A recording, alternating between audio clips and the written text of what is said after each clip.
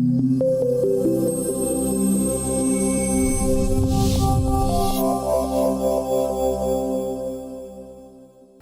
байгууллагын малын багамчаас аваад аймгийн ерөнхий эмч хүртэлх албан тушаал хашиж Дорнот аймгийн маламжлагын байгууллагыг эдийн засгийн талаар ажил үүргийн талаар улсын тэргүүний хэмжээнд болгох ийм үйл ажиллагааг зохион байгуулж хийж ирсэн.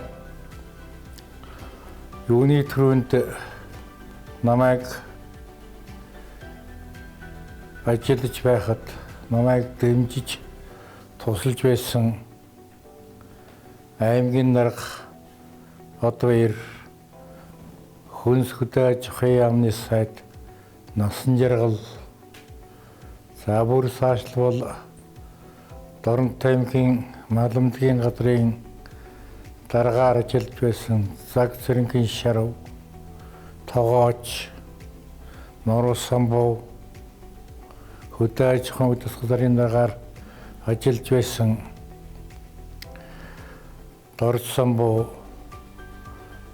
Нарын зэрэг Ахмад малын эмч нар та бас юуны өмнө мэдлэгээ дэвшүүлэх яах хэрэгтэй хаа гэж бодож байна. Тэгээд би намайг одоо эдийн зэрэгт хүргэхэд үнэтэй туслалцаа үзүүлсэн Дорнот аймгийн Хөлбөмбөр сумын ард иргэд түүний дотроос надтай хамт маламжлагын ажил үйлчилгээг эрхэлж явуулж байсан малын эмч Авдайн Сүхбаатар, Гөлгөөгийн оюун засаг, за Хишигдоо, Даштамдаг, Эрдэнэсэг, Дулмаа зэрэг олон малын эмч нартаа баярлж явдаг шүү. Би эдгээр малын эмчийн хүчинд Дорнот аймгийн Хөлбөмбөр суманд халдвар төвчин нэс урьдчилан сэргийлэх арга хэмжээг цаг хугацаанд нь авч явуулсны хүчинд намайг ажиллаж байх хугацаанд Дорнот аймгийн Хөлбөмбөр суманд халдвар төвчин гараагүй. Энэ гавьяа бол миний эмч нарын ууггүй хөдөлмөрийн үрдэн гэж би зүйсээр үнэлдэг. Хэдүүгээр надад хичээл ном зааж байсан Эрдэмтэн багш уртнасан тавг нар маань амьд сүрэн байна. Эдгээртэй аз жаргал сайн сайхан мөхнийг хүсье. За цаашлбал хөдөө аж ахуйн дээд сургуульд орж суралцсан одоо миний багш нараас болооч Оргил, Тунгалаг, Бата гэд маш сөөхөн багш нар амьд сүрэн байна да. Эдгээр багштай бас эрүүл нэг сайн сайхан хүсье. За миний ажиллаж явах хугацаанд маламжлагын үйлчлэгийн төлбөр гэдэг юм анх эхэлж байсан.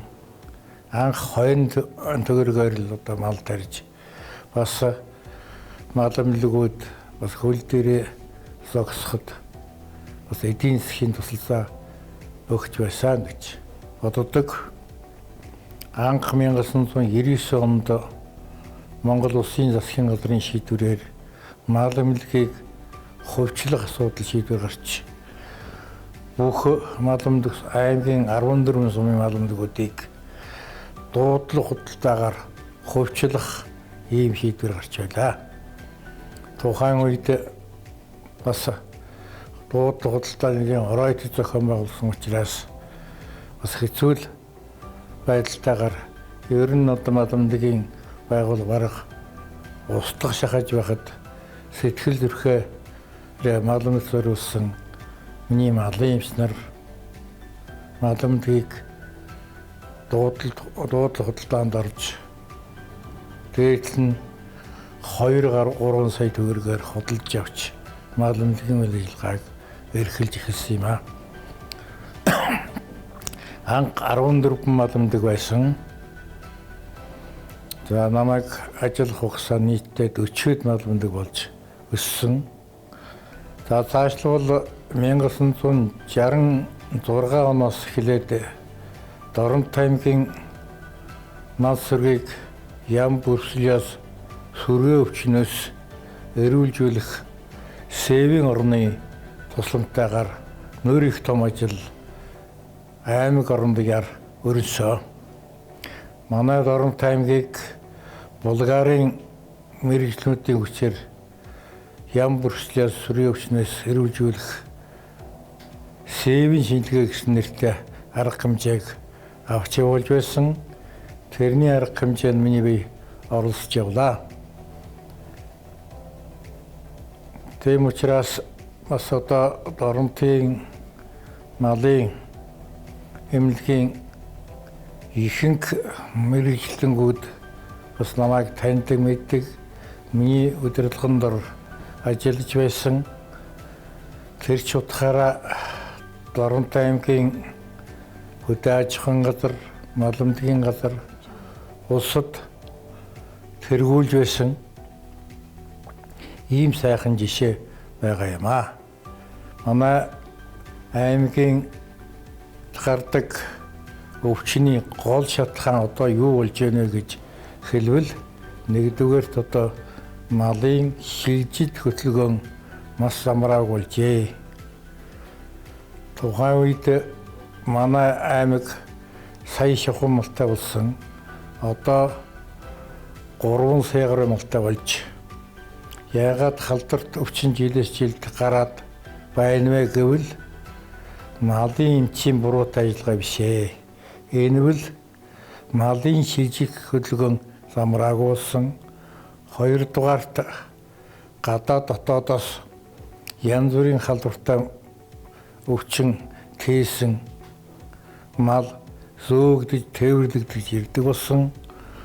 Хоёрдугаар дараагийн дугаарт мал эмнэлгийн ариун сүр шалган шинжилгээний ажил алдагдсан.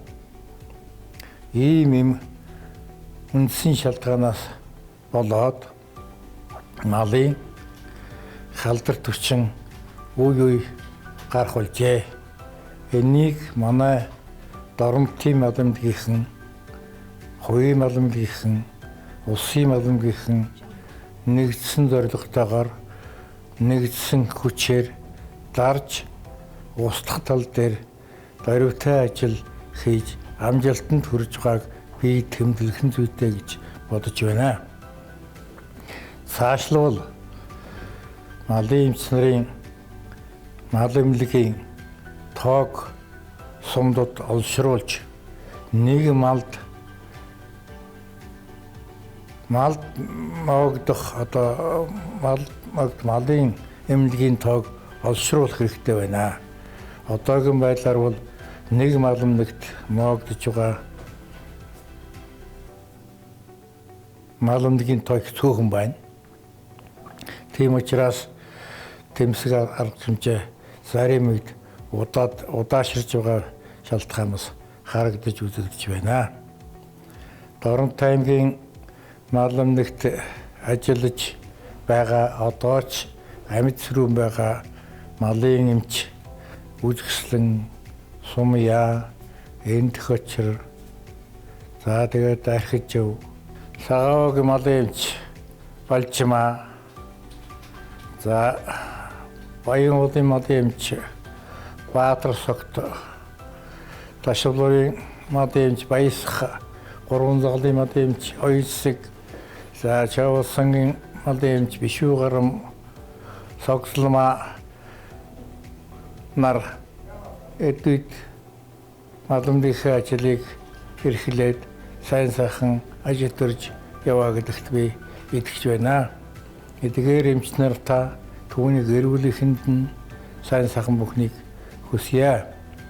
Цаашлаад малыг эрүүлжүүлэх халдвар түвшнээс урьдчилан сэргийлэх арга хэмжээг сум орнуудаа гарамгаа зохион байгуулж тэмцэх арга хэмжээнд нь Ахмад эмчийн хувьд бодтой тусалцаа зөвлөгөө өгч ажиллахыг Ахмад малын эмч нар надад хүсье.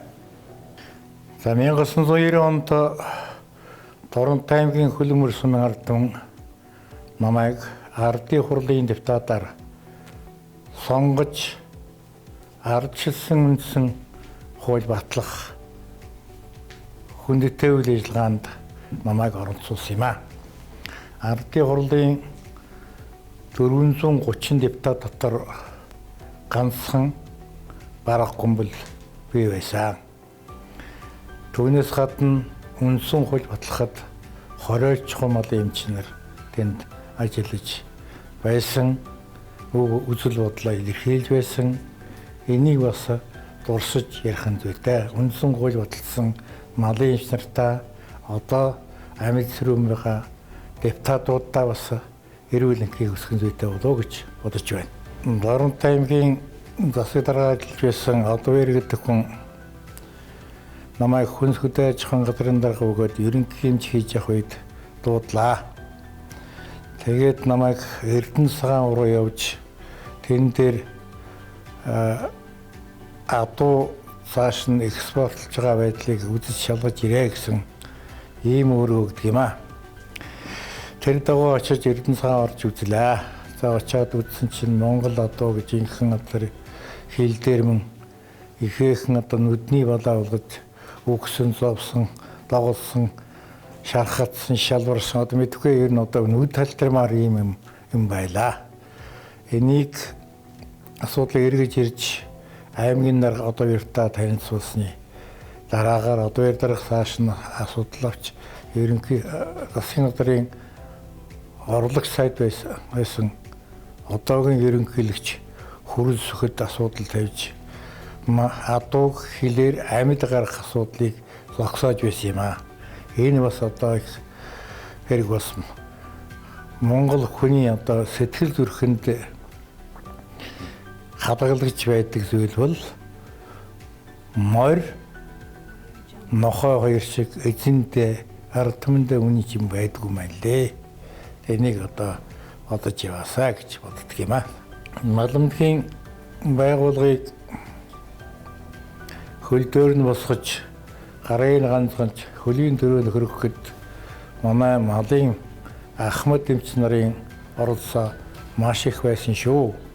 Энийг түүх мартах учиргүй.